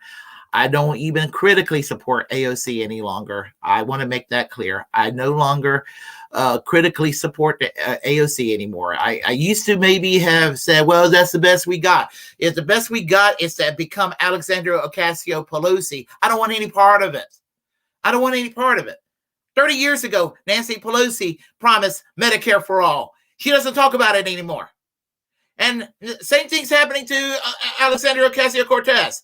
And the reason she gets a free pass, I'm sorry to be sexist, it's going to sound sexist. Reason why Alexandria Ocasio gets a free pass is because she's pretty, okay? I'm going to just flat out say it. She's pretty to look at. So we feel sorry for her. You know, people being mean to her. And there are people that are being mean to her. You know, fuck Marjorie Taylor Greene for harassing her, okay? And fuck Alex Stein for sitting there calling her a baby killer and then calling her a hot tamale and caterwauling her that a few months ago. You know, fuck these folks on the right for doing this. But when you criticize AOC from the left, that's where it's valid. And that's where it's valid. So let me read you the tweet from Lucy, and it's a very base tweet. Venezuela has provided more emergency heating residents for the South Bronx than AOC's Green New Deal for public housing. Restore diplomatic relations with Venezuela. Get AOC out. Now, some people will be like, oh my God, how in the world could she say that? How in the world could she say that? Well, here's the thing about Lucy saying that. She's criticizing AOC from the left. If AOC is acting like Joe Crowley, and she's acting like Nancy Pelosi, and she's acting like Hillary Clinton, and she's acting like Kamala Harris, then I don't want to be a team player with that. I don't want to be a team player with people who wants to play patty cake with corporate Democrats. Because people who play patty cakes with corporate Democrats are indirectly playing patty cake with right-wing Republicans. So I have no interest. I don't have any interest in, I don't consider AOC in the vaguest sense of the word an ally any longer. When she go around to the Met Gala wearing the dress, the Chick-fil-A dress, tax the rich, very nice a slogan. I understand that. I'm all for drowning the rich in taxes, but go around and do that, and then not have anything to do with Amazon unionizing, and then fucking taking credit for it, please. And then I'm glad she finally got around to helping Chris Smalls, but where the fuck was she originally? She was too good to hang out with them. I'd rather hang out with a bunch of union organizers than to go to some fucking gala ball. I remember going to union meetings, even though some of the union members were nominal and casual, whatever. It was the closest thing to a subversive act in North Carolina. So I love going to union meetings, and it was, it was a way to let off steam in a way. So anyway, I miss being in a union, to tell you the truth, even though it was a weak union, as I said earlier. But I dedicate this portion of the program to Lucy Ann Cadet, who's the host of Blue Moon Red Wine, and and I enjoyed interviewing her a couple of times. We chatted, and I hope to have her on again as a guest in the near future. So anyway, let's go ahead and continue. And that let's continue. We'll continue with no longer the Amazing Atheist. We're going to go with one of his friends, Kyle Kulinski. Now, I am not as big on Kyle Kulinski as I used to be. I was a big Kyle Kulinski fan for many, many years, and I think he's still better than the other main line lefty talk show people, like the TYT people and Humanist Report and and Sam Cedar, David Pakman. He's better than them. He supported Force the Vote, for example. He's been critical of AOC when they fucked up, and the squad when they fuck up. But sometimes he takes some borderline Biden bro, dark Brandon moments that's really cringe. And he needs to dye his hair black blonde again. I mean, brown again, or dark black, because that blonde hair, it ain't working. Kyle, if you're listening, that blonde hair ain't working. Anyway, this is from a segment from the Alex Jones InfoWars show, where Kanye West and Nick Fuentes were guests. And Kanye West goes full Nazi on Alex, to the point where Alex Jones feel uncomfortable. Watch this. Holy cow, guys. Holy cow. So Kanye West went on Alex Jones' show with Nick Fuentes. And if you thought the Tim Pool interview was crazy, this is way above and beyond that. So I'm going to show you some clips here. The gist of it is Kanye comes out as a Nazi. He says stuff like, I like Nazis. I like Hitler. In fact, I love Nazis. I love Hitler. And you're going to see Alex Jones be very uncomfortable. He tries to, say to Kanye, well, you don't really mean that. What you mean is that you're not a Nazi, but it's like the woke lefties are the Nazis and stuff, right, bro? Like, he keeps trying to give him plausible deniability, but Kanye keeps going, no, I like Nazis, and I kind of am a Nazi. So this is like we live in a simulation type shit. Imagine if I told you 5 years ago that, today, Alex Jones would talk to Kanye West, and Kanye would out-crazy Alex Jones and make Alex Jones uncomfortable with his extremism. This is really something. Let's watch. Round up Jews in Nazi Germany. Do I get love then? Schwarzenegger said he loved Hitler. They gave him an award. I'm just saying, I don't like Nazis, and I don't like what some of the mafias are doing either. I like Hitler. Do I round up Jews? I don't know if you caught that, but at the end, Kanye goes, I like Hitler. Here, I'll play it for you again. Pay attention closely to what Kanye says. I don't like Nazis, and I don't like what some of the mafias are doing either. I like Hitler. He said, I like Hitler. One more time. Pay attention. I like Nazis, and I don't like what some of the mafias are doing either. I like Hitler. Recordings. Oh, gosh. Okay. I knew that was going to happen, folks. Give me a moment here. We're going to go and try to take care of that in a very smooth way. The ads, that's going to come to a full stop one of these days. Okay. And I'm making that as a promise. I keep saying I'm going to make it come to a stop. It's going to come to a stop. So let me take care of that real quick. I want it to come to a stop. I promise you all that. Okay. Hold on. We're going to go back. It was kind of nice not having an ad to disrupt everything. All right, come on. Where's that? All right, we're gonna come back. We're coming back. Okay, and we're doing this, and we're doing this. Oh, we are just getting warmed up. I mean, that's the straightforward one, right? No beating around the bush. I like Hitler. Okay, more for you. Hitler, you're not a Nazi. You don't deserve to be called that and demonized. Well, I see good things about Hitler also. I love everyone, and Jewish people are not going to tell me you can love, us, and you can love what we're doing to you with the contracts, and you can love what we're pushing with the pornography. But this guy that invented highways, invented the very microphone that I use as a musician, you can't say out loud that this person ever did anything good, and I'm done with that. I'm done with the classifications. Every human being has something of value that they brought to the table, especially Hitler. Holy shit, man. What the fuck?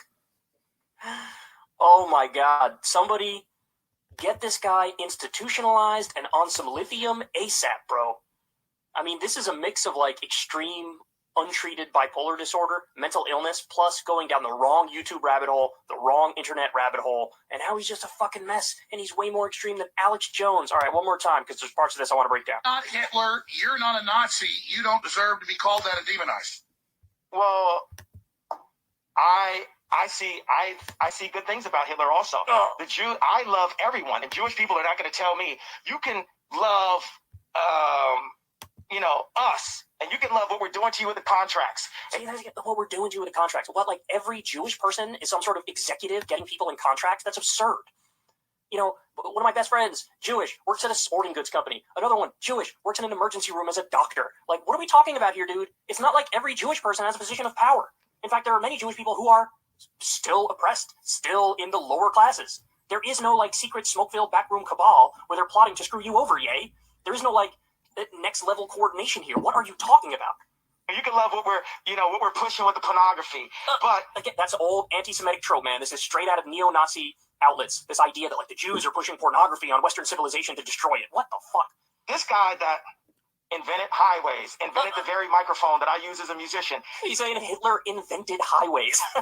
I mean, I think he's trying to talk about, like, the Autobahn, but, like, to say invented highways that's the biggest overstatement I've ever heard.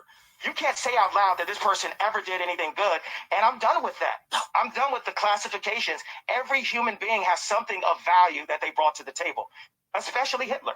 You're not Hitler. Oh, Jesus Christ. No, you're explaining that, like you said, you love the Zionists. You don't agree with some of the things they're doing, even though you don't support a lot of what's happening. Seriously, I've really studied a lot of history. Plus, I had family that was there, and so I don't think Hitler was a good guy. I get the Hugo. This is Alex Jones pushing back on Kanye. I'm not so sure Hitler was a good guy. Well, I'm going to share y'all a little story about Hitler. At my previous workplace, there was a really dumb young lady that worked there at my workplace, and she was dating a neo-Nazi. She wasn't that herself, but she told me, and she was dumb, honestly. She said that her boyfriend is like all into Hitler, and he's all about Hitler, but she's heard a lot of bad things about Hitler, but she don't really know, she's not too sure what to make of this person. She just heard about him. I'm like, oh my God. Anyway, somebody actually did say that to me one time. I just remember that, and I just thought I'd share that with y'all. All right, let's continue. Well, thank you, Alec. Boss uniforms, amazing. But I mean, just because you're in love with the design, you're a designer. Can we just kind of say, like, you like the uniforms, but that's about it? No, there's a lot of things that I love about Hitler. Oh man, this dude Kanye is straight up horny for Hitler. He is hard for Hitler. Jesus Christ. Look at the emphasis he puts on these words. You like the uniforms, but that's about it. There's a lot of things that I love about Hitler. A lot of things. Hey, Netton, what did you think about that, Netton? This is insane. You are an insane person. How could you say something? It's okay that... Let me ask you like the Azog battalion, because they openly howl Hitler. They're the leftovers of World War II. They support Zelensky and attacking Russia, so you like the Azog battalion. I love everyone. Well, my point is, you weren't involved. Wow. No, you're so, what he's doing, I don't know why he's got this weird thing covering his face, but he also has a net there and a yoo-hoo, and he was trying to make a joke about Netanyahu, saying, like, oh, his name is weird, see, like, I got a net here and a yoo-hoo here, and it's like, what is wrong with you? What is going on here? Got more? Well, yeah. Think about now. Well, obviously, Kanye West is sick in the head because he's a bigot. But when it comes to Benjamin Netanyahu, he is a war criminal and he's killed a lot of people. So I'm not going to fault him for hating Benjamin Netanyahu. And it has nothing to do with the fact that Benjamin Netanyahu is Jewish. It has all to do with the fact that he's a war criminal. I hate war criminals. And Benjamin Netanyahu is a war criminal. And he convinced George W. Bush and Tony Blair to become war criminals by encouraging those two, when he was the foreign minister 20 years ago, to go into Iraq. He was one of the main people that was encouraging Bush and Blair to go into Iraq. He's a war criminal. He's evil. But has nothing to do with him being Jewish. So, on the Netanyahu thing, as much as I despise Kanye West for his bigotry, I'm not going to go and fault him on Benjamin Netanyahu as an individual. But on everything else, Benjamin Netanyahu can fuck himself, but so can Kanye West. Because the bigotry is unacceptable, 100% unacceptable. Anyhow, we'll continue. Accounts because they've been frozen by the Jewish banks. So I need to watch my meals. Well, CNN says white people are evil Nazis. So I mean, I disagree with those statements, but I get the I don't like the word evil next to Nazis. I think we need to look at. Oh my goodness! Just because you don't like one group doesn't mean the other. Look, I love Jewish people, but I also love Nazis. Oh man! Well, I have to disagree with that. But listen, we're gonna go to now. I'm gonna put down the link. I'm a little got a budget for time a little bit here, but because I did the last segment a little bit too long, and that's my fault. But I will put down the link for that. But basically, in this video, you saw how Alex Jones was made to look reasonable. Who would have ever saw that coming? And I don't agree with Alex Jones as a general rule, obviously, but Alex Jones is good for a laugh. I was never ever offended by Alex Jones. I see Alex Jones for what he is. He's just somebody to make me laugh. So I will put that down as a link when I do the editing when I get off online here. So I'm going to play you another segment from Secular Talk. And it's called "Gay Marriage Deal Reached." And this is not even good enough for the right wing, and this is so ridiculous. But anyway, I'll go ahead and play you that. Hold on a second. All right. Give me a second here. I'm sorry, folks. Go, because I know the commercial is going to just pop up, and it will, and I'm going to make sure y'all don't hear it. Okay. Let's see. All right. We're going to take care of that for the second. Within seconds, we're going to have this resolved. Okay. And I'm going to play you just a short smidgen of this because it shows you how ridiculous the right wing, how ridiculous they are to here. And let's see. Okay, give me a moment. I had this to the stream. And I'm going to go ahead and do this. I need to hire a producer. Okay. All right. Okay. As you might be thinking, well, hold on, Kyle. There we go. All right, so I have some good news for you. I think you could say this is good news. Interesting stuff here. Senators set to vote on bill to codify Supreme Court same-sex marriage protections. So the Senate has reached a deal on gay marriage. Now, why do they even have to vote on this? Because you might be thinking, well, hold on, Kyle. Didn't the Supreme Court ruled in 2015 that basically gay marriage is a right because of equal protection under the law? If you're gay and you want to get married, you have a right to do it. And that's true, but with the Roe versus Wade decision being overturned, Clarence Thomas had a line in his decision where he said, we should look at Obergefell next. And Obergefell, of course, is gay marriage. So in other words, he's saying, give us a gay marriage case, I want to turn that over too. I want to overturn that too. He also referenced the case that was like a right to contraception. So he wants to overturn that as well.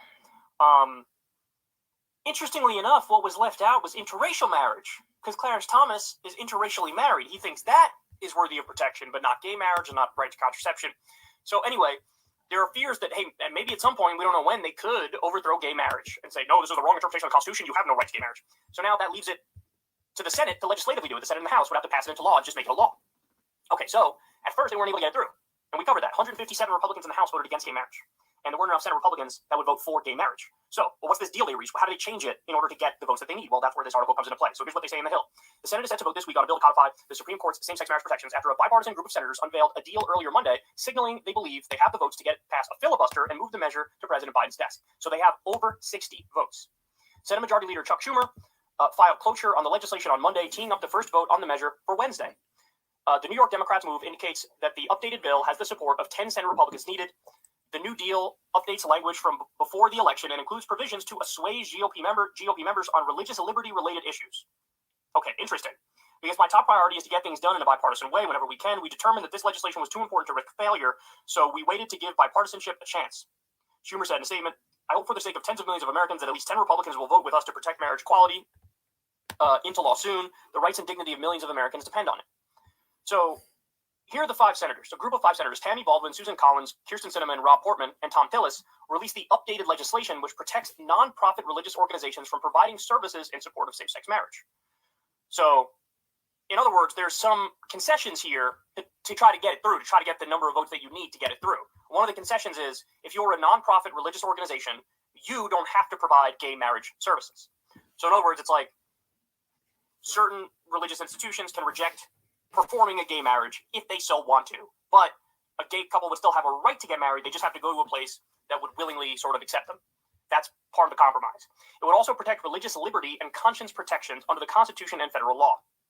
Senator Mitt Romney told The Hill that provided the Religious Freedom Amendment is part of the final bill, he will support it. That would make 4 Senate Republicans who publicly back the effort. I'd like to get onto the bill, Romney said, calling the amendment a positive step. If that amendment is attached to the bill, I'll vote for it. So that is, like, I guess, the biggest part of the bill that's sort of a concession. And then we also have, interestingly enough, they go on to say this bill would ensure that the federal government does not recognize polygamous marriage. Just randomly taking a shot at polygamy in the bill. They say, quote, through bipartisan collaboration, we've crafted common sense language to confirm that this legislation fully respects and protects Americans' religious liberties and diverse beliefs while leaving intact the core mission of the legislation to protect marriage equality. We look forward to this legislation coming to the floor and are confident that this amendment has helped earn the broad bipartisan support needed to pass our common sense legislation into law. So the Senate could pass this, and it would go back to the House. They'd have to approve the measure because they had previously approved the other gay marriage bill without, like, the bipartisan language. So 47 House Republicans did vote in favor of the original gay marriage bill. Now with the added, right-wing caveats in there, you might get more. Not exactly sure. But anyway, so now, look, if you ask me, of course I would prefer the original bill because in the same way that, like, it's not legal for a church to say, we don't want to interracially marry you. You have a black person and a white person, you come to us to get married. We don't believe in that. We don't want to marry you. I think that's wrong. I think that's flat out discrimination. More importantly, it's arbitrary discrimination. It's like something they can't help. It's their skin color. It's like, what if they said to somebody who has brown eyes and blue eyes, we don't marry your kind because we think you should say your own kind. So blue eyes should marry blue eyes, brown eyes should marry brown eyes. You're not doing that. We don't believe in that. We're going to kick you out. So I don't like that. In fact, I hate it. I hate the idea that, like, this is kind of a pretty big loophole because now what? I don't know the percentages, but 30, 40, 50% of the churches around the country now are going to be like, we don't believe in this, so fuck off. And that would mean you can still get gay married, but you have to go to, a government building and just sign the paperwork or go to some sort of church or whatever that would marry you. So it does allow for discrimination while protecting the institution. So you have a right to it, but others don't have to participate in it.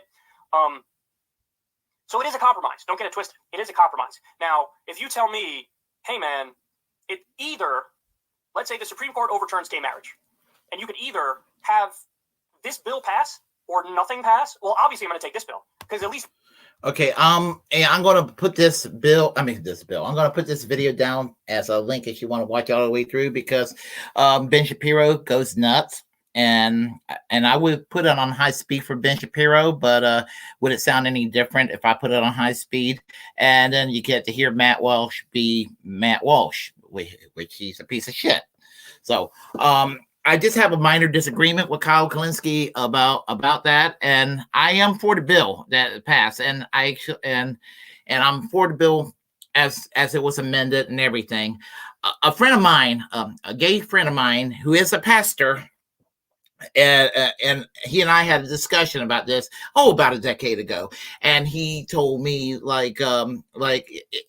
and he says that even amongst his peers within mainline Protestant Christianity, that if there are ministers, and most Protestant churches today, believe it or not, will do same-sex marriage ceremonies, whether it's the Episcopal Church, whether it's the Presbyterian Church, whether it's the United Methodist, whether it's the United Church of Christ in particular, or which he's a member of, or what have you. They will do a same-sex marriage. You might find a parish somewhere that might be a little more conservative, but overall, you'll find that most churches are going to be accommodating. Even the American Baptist Church will do same-sex marriage. When I was in Vermont several years ago, I saw a rainbow flag hanging outside of a Baptist church. I was like, whoa, I'm impressed. That's pretty impressive, But anyway, he told me that if there's a minister somewhere that's uncomfortable with it, I'm not going to go and give him a hard time about it or her a hard time about it. I'm not going to respect opinion, but I'm not going to chastise them over it. And I was like, I understand. I'll give you the name of the person I'm talking about, because we're gonna have a discussion on Christian nationalism and the war on Christmas pretty soon. And that's Dwight Welsh. He's been on the show a couple of times. An old friend of mine from the Socialist Party. He's I think he's in Billings, Montana now. Billings, Montana. He's a United Church of Christ minister. So. He's married to, his husband had been married for over a decade, happily married. So anyway, the point of this video that he's doing, he's talking about the absurdity of how the right wing even think this is too extreme. And this is a very comfortable center where most people would be okay with this. And there's nothing extreme about this bill. But Matt Walsh says this is to the left of what the Democrats were proposing 10 years ago. Okay. All right. Whatever. Whatever. So anyway, I'm going to go and play one last video, and then I'll share some final words. So, and this is from the Jimmy Dore Show. It's concerning Julian Assange, of course. And let me find the video. New York Times decided to advocate for Julian Assange. Well, gee, shucks, isn't it about time? So let me go ahead and play that, and then I'll share some words with y'all. All right, let's do it. The New York Times and 4 European major news agencies are saying that they're urging the governments to stop prosecuting Julian Assange. Yeah. Now, remember, what they're prosecuting Julian Assange for has nothing to do with Hillary Clinton or Donald Trump or Russia or the election of 2016. They're prosecuting him because he exposed war crimes of the United States government. That's why. And in an open letter, the Times, the Guardian, Le Monde, Der Spiegel, and El País, is that how you say it, said the prosecution of Mr. Assange under the Espionage Act sets a dangerous precedent that threatened to undermine the First Amendment and the freedom of the press. Obtaining and disclosing sensitive information when necessary in the public interest is a core part of the daily work of journalists. If that work is criminalized, our public discourse and our democracies are made significantly weaker, said the letter. Mr. Assange, who's been fighting extradition from Britain since his arrest here in 2019, is also accused of participating in a hacking-related conspiracy. Really. The letter notably did not urge the Justice Department to drop that aspect of the case, though it said that some of us are concerned about it too. It took him 3 years to compose this letter. Who wrote this? Cenk Uygur? 3 years. Each of the 5 organizations had worked with Mr. Assange in 2010 and 2011 during the events at the heart of the criminal case. WikiLeaks, which obtained leaked archives of classified American diplomatic cables and military files, gave early access. So all these other news outlets reported the same shit that Julian Assange was revealing. He was giving it out to newspapers. He was working with the New York Times. This wasn't considered controversial. This was considered what journalists do. The case against, listen to this is great. The case against Mr. Assange is complicated, says the New York Times, and does not turn on the question of whether he is considered a journalist, but rather on whether his journalistic style activities of soliciting and publishing classified information can or should be treated as a crime.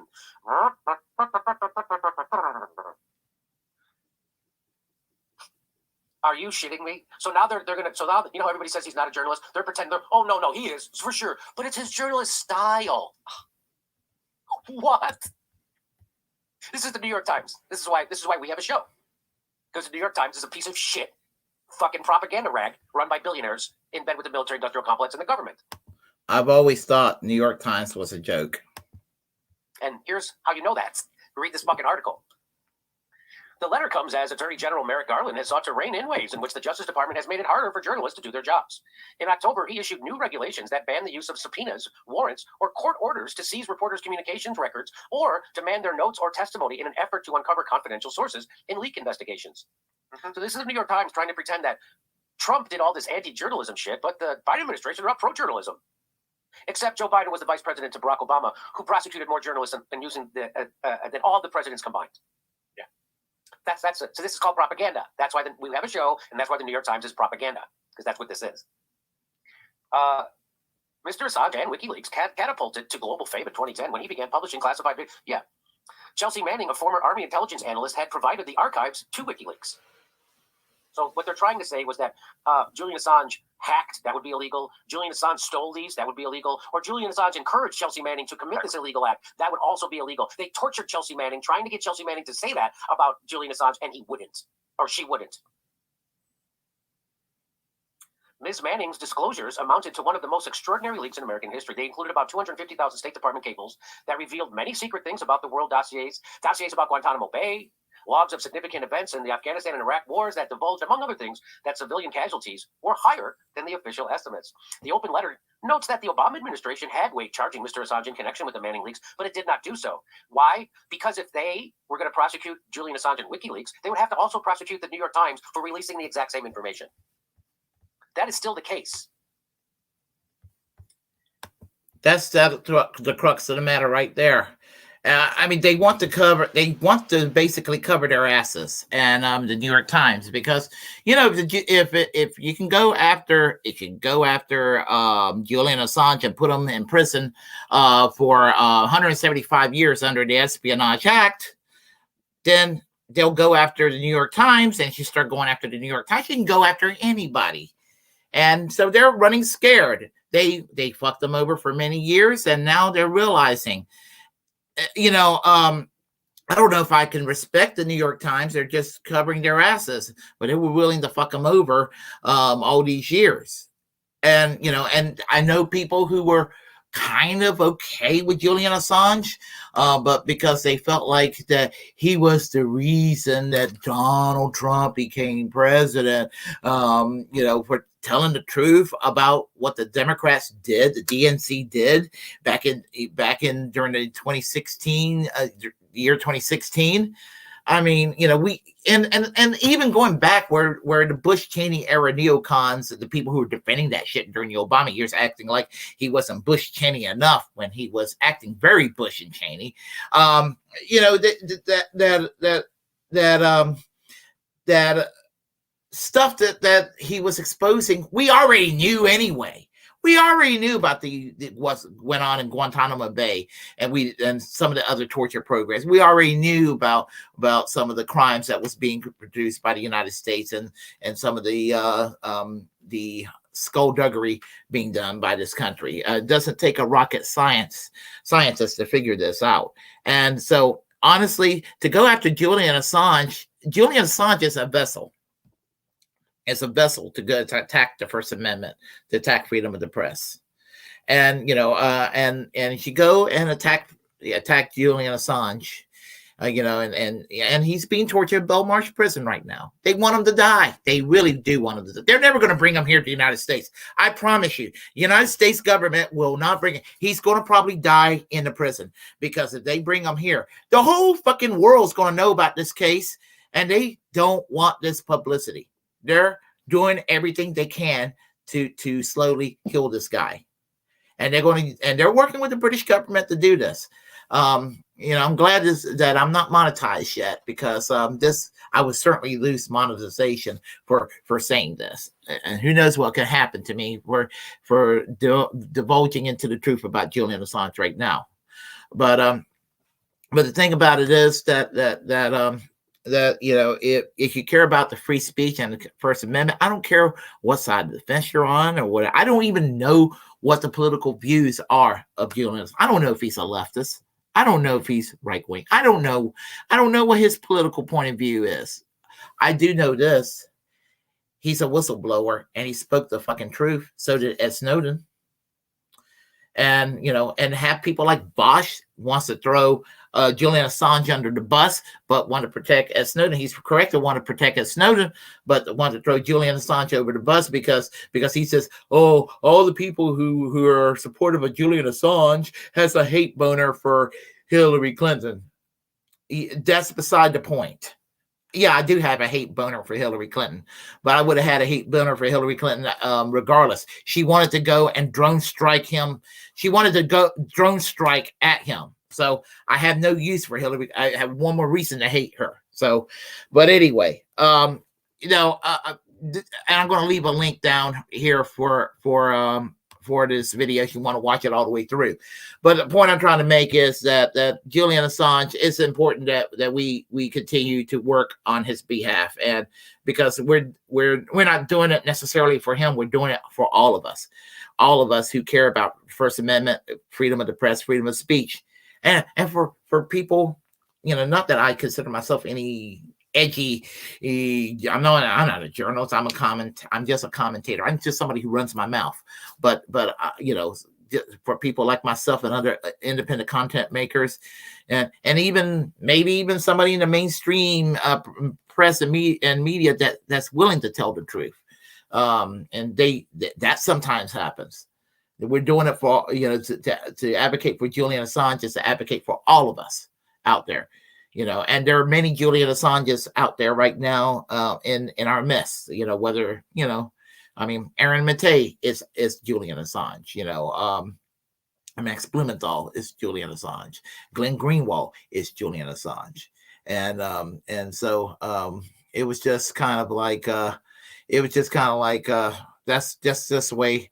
We're all Julian Assange, all of us. I mean, if we do care about freedom of speech and freedom of the press, then we're all Julian Assange, and we're all in this together. So we're approaching the finishing line here. So I'm going to go and talk on the chat lines, and then we will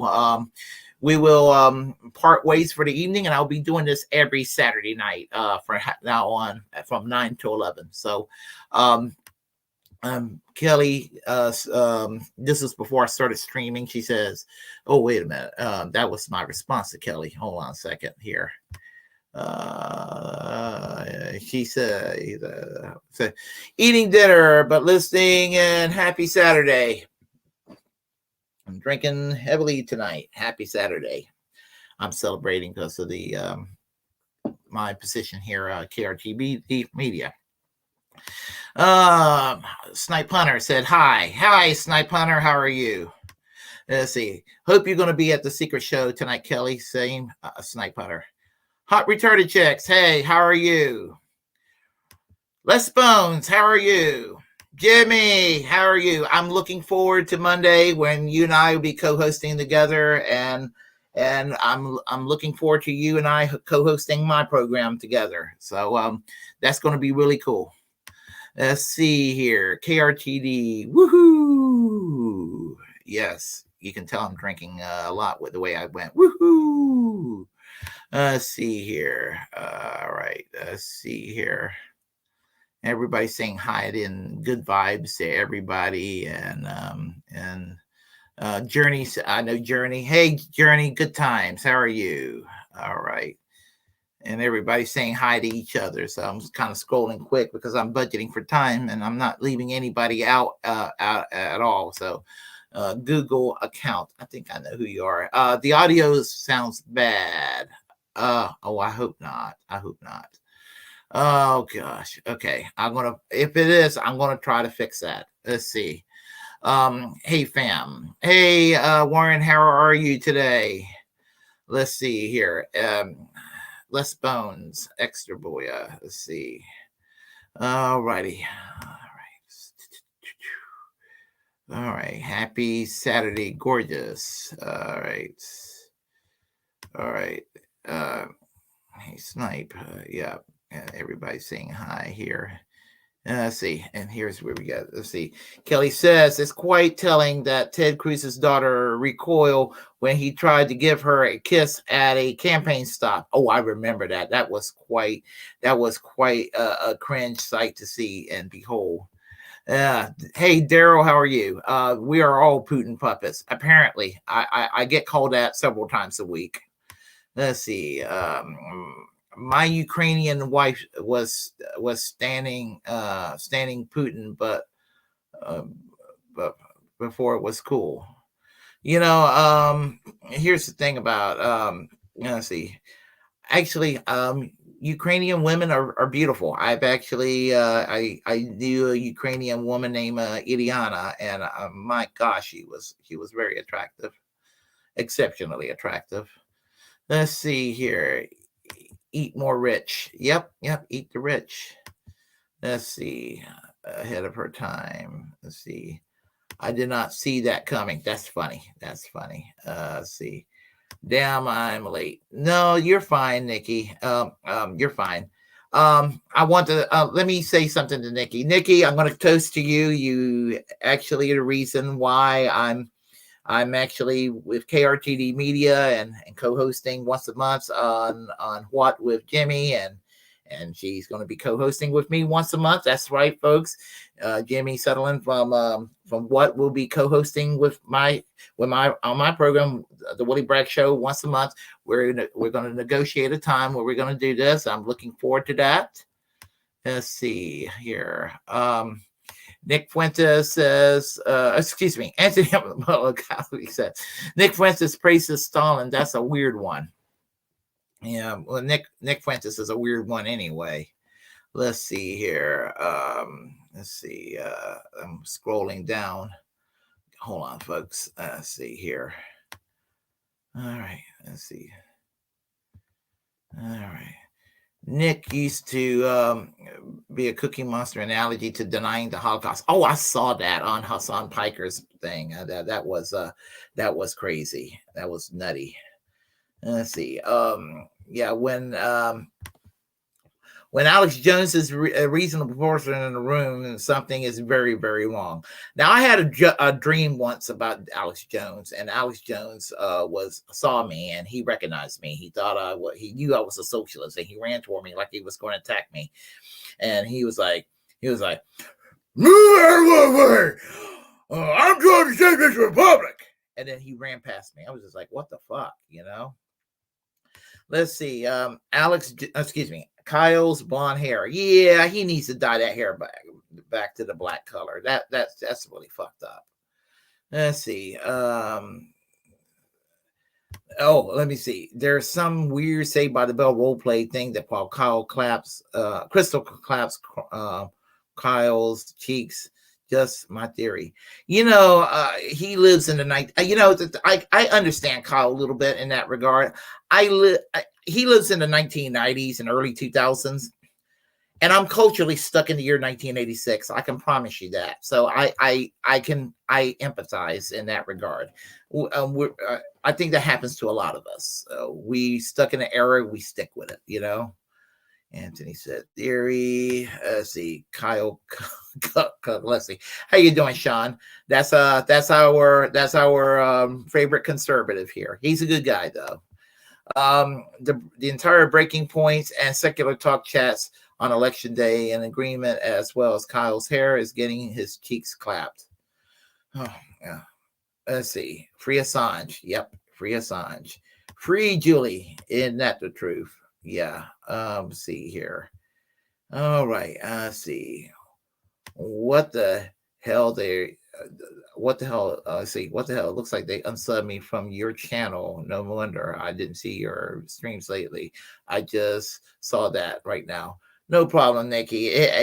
YouTube does some really weird, funky things, so don't feel bad about that. So, anyway, I'm going to I'm going to sign off very shortly. But before I do, as I said right now, yes, you know, there's going to be some changes on the technology here. I'm going to try to improve on the sound quality. I'm going to try to improve on the image in the background, that sort of thing, lighting. You're going to see a lot of improvements. So I'm kind of excited by this and all of that. So as you know, I will be first Monday of every month. I will be co-hosting What with Jimmy Sutherland, 10 o'clock a.m. Pacific Standard Time, 1 o'clock Eastern Standard Time. Do the math in between if you live somewhere between the country. Let's see. Hold on a second here. Let's see. Sounds what's good for me tonight, though. Peace, everyone. Take care, Kelly. See you next time. Let's see here. So, and I'm looking forward to that. And I also want to let you know, in less than an hour, if you go on Warren's channel, Extra Booyah, you'll get a chance to see The Secret Show with Uncle Warren and, of course, Jimmy. They co-host every Saturday. So I hope that you'll be able to, I'm planning to be there. So hope to see y'all there too and everything. So anyway, and I guess that's going to be it right now. I will conclude by saying, if you like what you heard, please press a like and comment. If you disagree with what I have to say, comment anyway. We will have a conversation. Feel free to share the content on this channel. As a First Amendment absolutist, it's my duty to inform you to create your own platform and utilize it, because we are the muckrakers of our time. Feel free to subscribe to the Willie Bragg Show here on YouTube, Twitch, Twitter, Facebook. Also, feel free to subscribe to KRTD Media, whereby the Willie Bragg Show is now affiliated, or will be soon to be affiliated with the KRTD Media Company. As you can see in the right corner, I have the logo to let you know. So you go and you go ahead and subscribe. I will leave the link for y'all to subscribe to their channel on YouTube and check them out. Follow them on Facebook and Twitter as well. And until next time, I will leave y'all with some music, and I hope to see y'all on the Secret Show in a little while. Y'all take care. Music.